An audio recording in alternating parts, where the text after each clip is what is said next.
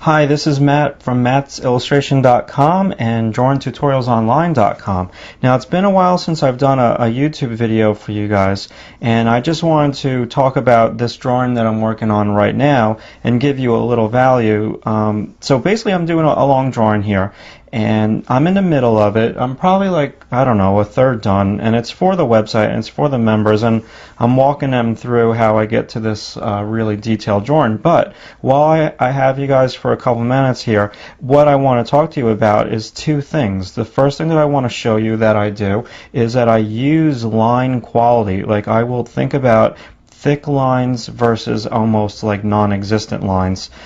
So what you guys want to think about is you want to think about that thick lines make something come forward, thicker, darker lines. So basically what I'm doing here, now you don't want to copy exactly from the photo because you're creating a two-dimensional drawing, and it's got to pop in whatever venue it's going to work in, whether it's just on your website or in a book or even in a gallery. You want to create a two-dimensional illusion, and you don't want to copy everything that you see from the photo. So I'm not copying everything there. So what I'm deliberately doing here is I'm pressing down a little bit harder on the lines that are in the foreground. Now, you don't want to press down on these lines initially. You've got to gradually build them up. So you've got to go over them a few times, and then where else will I put dark lines? Well, I'll put dark lines to make things come forward, but I will also put dark lines on where one thing touches another. So this is called an accent, and an accent is where one thing touches another. So where her back, hip, and upper back kind of touch the ground, that's where I'm also going to put a dark accent line, which I'm going to build up. Now, where won't I put a dark line? I've got some initial lines down here that are a little too dark for me, but I'm going to lighten them as I go, and I'm also going to throw in some background tone. So in the background over here, you've got to weigh your options. Basically, this is going into the background, so I want light lines in my background to create the optical illusion that this foot is like almost, 2 feet from her head. But I've also got to weigh the fact that this thing has got to reproduce on a website, and people actually have to see the leg. So, I got to find a happy medium. So probably what I'll do is I'll make this line a middle tone line, and I'll really keep pushing the dark lines over here. Okay, so just think about when you're working on your drawings to try to use line variety. Try to have a middle tone line, a dark line, and a light, almost non-existent line in every drawing that you do, and do it with purpose. Have light line, perhaps you break the line in the light to show me light and dark, and then in the shadow I would have, thicker, darker line. Now, the other thing that I want to mention to you on this short little video is the direction of your pencil strokes. Now, I know I've mentioned this before, but sometimes this stuff gets lost in the shuffle. So I'm gradually building up my tone, and what I'm trying to do here is I'm trying to match the values.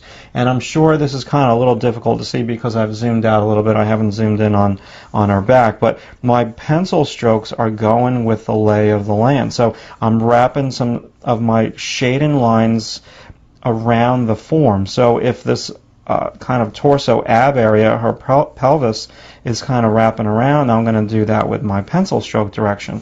Over here I'm going to, her leg is coming down, her muscles are kind of coming downward in that fashion, so I'm going to do my pencil stroke direction that way. Now, that combats just doing a generic kind of diagonal tone where everything tends to get like a little flatter. So those are the two tips for everyone on YouTube. Now, I just want to say a couple things to everyone watching on YouTube. The question that I get the most, what type of pencil do you use?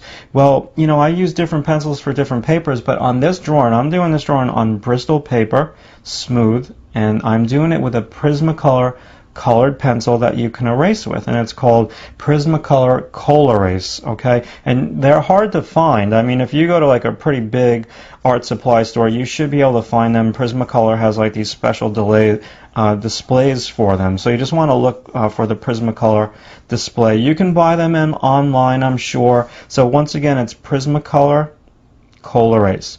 Now, if this type of tutorial this is something that you can go for, and you like this type of drawing, you might want to consider visiting my new website. And the new website is called drawingtutorialsonline.com. Okay. Now, on YouTube, I notice a lot of people really like to look at drawings that are more about drawing out of your imagination and not just copying with photos. And I think that that is great. On my website, Drawing Tutorials Online, I've got a whole section of videos to teach you how to draw out of your imagination, because I certainly don't think that just copying from a photo is, the only way to draw.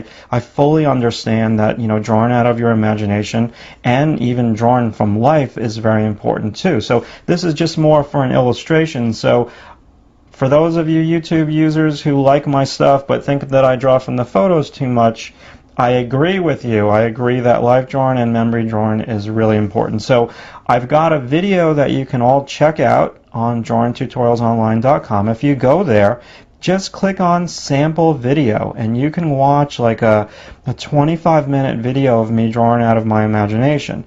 And you can also go there, or if you want, another free video that's like 15 minutes long about drawing faces out of your imagination. Go to iTunes and in the upper right hand corner type in Drawing Tutorials Online Podcast, and you will get a video that you can download to your iPod, and you can watch me kind of crank out a drawing of how to draw out faces or rough skeletal skull structures out of my imagination. Well, that was a long one, so I look forward to seeing you guys soon. Thanks a lot.